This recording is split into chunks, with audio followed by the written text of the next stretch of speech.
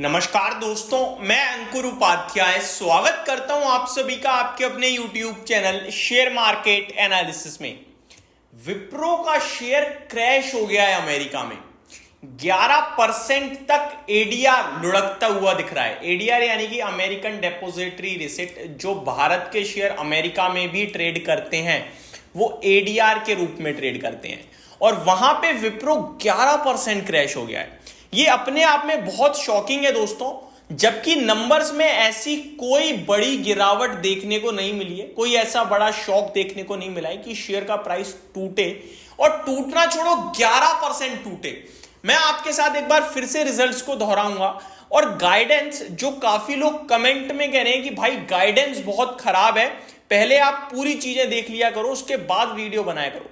मैंने गाइडेंस भी पढ़ी, वहां भी मुझे ऐसा कुछ बड़ा नेगेटिव नहीं मिला। ये आप जरूर कह सकते हो कि इन्फोसिस और टीसीएस के मैनेजमेंट ने जितनी दमदार गाइडेंस दी, विप्रो के मैनेजमेंट से गाइडेंस दमदार नहीं आई है। इनफैक्ट आई ही नहीं है, आई है तो फ्लैट या फिर हल्की नेगेटिव, इतना फर्क जरूर है। लेकिन ये नंबर, ये गाइडेंस 11.5% शेयर को तोड़ दे, ये नहीं बनता है। अब मेरी कॉन्ट्रा कॉल सुन लीजिए एक बार। ये शेयर 11% टूटता है अगर मंडे को, दैट मींस 550 के अराउंड की क्लोजिंग है, आपके लिए 490, 495 या 500 पे ओपन होता है, वहीं एक्यूमुलेट करना है, वहीं खरीदना है। क्लियर कट ओपिनियन है, क्लियर कट राय है कि अगर 500 के नीचे, देखो 11% के हिसाब से देखा जाए तो सीधे 500 या 495 ओपन होना चाहिए, और अगर स्टॉक वहीं ओपन होता है तो वहां एवरेज और एक्यूमुलेट करना है। और आप बेच तो पाओगे नहीं, गैप अप गैप डाउन होगा, सॉरी, तो आप बेचने के बारे में मत सोचिएगा, ये मैं क्लियर कट बोल रहा हूं। उसके पीछे मैं दो कारण देना चाहूंगा। पहला, पूरा आईटी मोमेंटम में है, और शायद विप्रो इसलिए नेगेटिव हो रहा है क्योंकि विप्रो का शेयर ना इन्फोसिस, टीसीएस और एचसीएल टेक की अच्छे दमदार नंबर्स के बाद उनकी तेजी में ये ज्यादा भागा है। अगर मैं विप्रो का चार्ट अपने स्क्रीन पे ओपन करूं और स्टॉक की बात करूं केवल एक हफ्ते के रिटर्न्स की, तो विप्रो आपके लिए 2.5% भागा है, और एक महीने में विप्रो 13% भागा है। तो विप्रो के नंबर न्यूट्रल बेशक है, लेकिन रिटर्न ये ऑलरेडी अपने इन्वेस्टर्स को दे चुका है। बेशक इन्फोसिस और टीसीएस और एचसीएल टेक ने कमाल करा था, लेकिन चला ये भी उनके साथ, तो शायद उतने दमदार नंबर नहीं आए तो शेयर टूट रहा है। ये हो सकता है, ये पॉसिबिलिटी है। एंड सेकंड थिंग, इन्फोसिस के नंबर तो आपको और हम सबको अच्छे लगे थे, एडीआर भी 8% ऊपर था, लेकिन भारतीय बाजार में क्या हुआ, 3%, 4% ऊपर बोला, 2% बढ़कर बंद हुआ। क्या 9% बढ़ा? नहीं बढ़ा।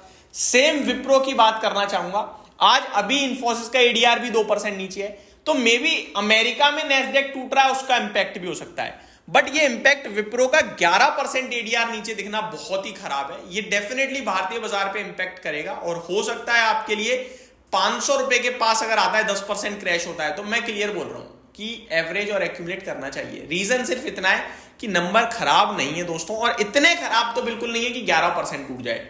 और दूसरी बड़ी बात यह है कि गाइडेंस में अगर आप ध्यान से सोचो समझो तो ये कह रहे हैं कि अभी बेशक कुछ नहीं हुआ है, लेकिन शायद आगे हो जाए।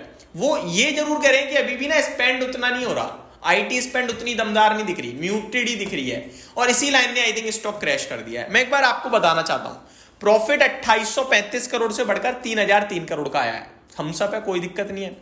रेवेन्यू 22,200 करोड़ के सामने 21,960 करोड़ है, हल्की डिप है, यहां पे चलेगा इतना, अनुमान भी ऑलमोस्ट इतना ही था।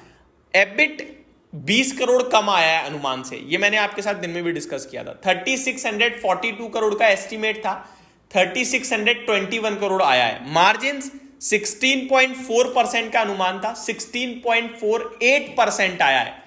मार्जिन में बीट करा है अनुमान को, प्रॉफिट में बीट करा है अनुमान को, रेवेन्यू हल्का कमाया है, एबिट हल्का कमाया है, तो दो जगह अच्छा, दो जगह खराब, फिर 11.5% क्रैश तो बनता ही नहीं है ना। तो दो ही कारण हो सकते हैं गिरने के, एक की शेयर पहले भागा हुआ है तो तोड़ दिया, और दूसरा ये कि मार्केट मतलब अलग ही लेवल पे लेके जा रहा है चीजों को। अब गाइडेंस सुनिए, company sees Q2 FY25 revenue from IT services in the range of $2600 million to $2652 million। ठीक है, अगर मैं इसी को रेवेन्यू को 2600 को मैं एक बार इंटू करके देखता हूं, 2600 इंटू 83, तो ये 59,000 समथिंग आ रहा है। एक्चुअली में मेरे को लगता है कुछ कैलकुलेशन एरर आ रहा है यहाँ पे, चलिए छोड़ते हैं, आगे बढ़ूं। अगर मैं company says Q1 order booking $3284 million. तो ऑर्डर बुक कोई दिक्कत नहीं है, इतनी थी Q1 में, ठीक है जी। Company CEO says seeing momentum in consumer business in US. तो यूएस में थोड़ा मोमेंटम देख रहे हैं ये कंज्यूमर बिजनेस में, पॉजिटिव है ये। आगे, company CEO says deal pipeline in Europe healthy. जो डील की पाइपलाइन है यूरोप में वो ठीक है। Plan to improve on deal conversion. Company CEO says we are reviewing our strategy for EMEA market. तो ऐसा क्या नेगेटिव बाजार को दिख रहा है जो 11.5% एडीआर करेक्ट है? मुझे पता है यहाँ ट्रोलर्स की कमी नहीं होगी, क्योंकि उन्हें स्क्रीन पे भाव दिख रहा होगा इस समय, और जब भाव दिख रहा है ना उसके लिए, उसके बाद तो फिर आप कुछ भी कहते रहो, भाव ही भगवान है। और एक्चुअली में ये ट्रेडर्स के लिए काम करती है चीज, लेकिन इन्वेस्टर्स के लिए नहीं करती। मैं अभी भी कह रहा हूं कि ये जो चीजें हैं ना, ये ऐसी बिल्कुल नहीं है कि 11.5% शेयर टूटे।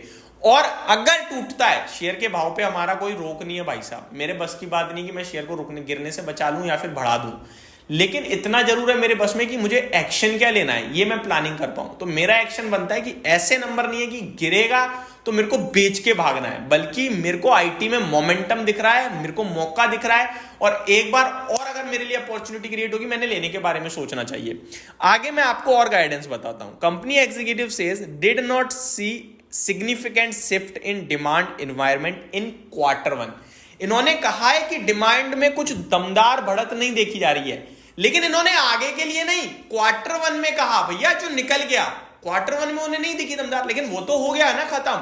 आगे के लिए तो इन्होंने प्रीवियस लाइन में बोला था ना कि seeing momentum in consumer business in US Europe, but इन्होंने Q2 नहीं लिखा। बस आगे मैं पढ़ता हूं।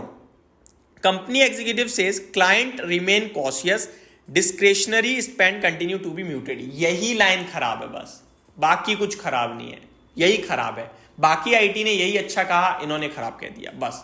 लेकिन 11.5% फिर भी नहीं बनता। 4% एडीआर डाउन होता ना चलता, 11.5% मतलब ही नहीं है। अब कुछ वीडियो देखने वाले कहेंगे भाई के पास लगता है विप्रो ही है। भाई मेरे पास नहीं है, मैं क्लियर बता दूं।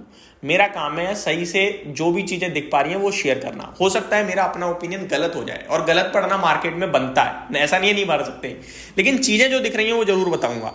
आगे, कंपनी एग्जीक्यूटिव ने कहा part of business partially recovering like Capco. Company executive says there is no impact of CrowdStrike जो आज हुआ था विप्रो पे। इनफैक्ट जिस जगह हुआ है वहां पे हेल्प करने की कोशिश कर रहे हैं। तो जो भी था मैंने अपना व्यू बताया, मैंने डिस्कशन किया है। मंडे को दोबारा वीडियो बनाएंगे कि क्या हो रहा है क्या नहीं हो रहा है, बट अभी के लिए सिर्फ इतना ही। Thank you so much for watching this video. Good night guys.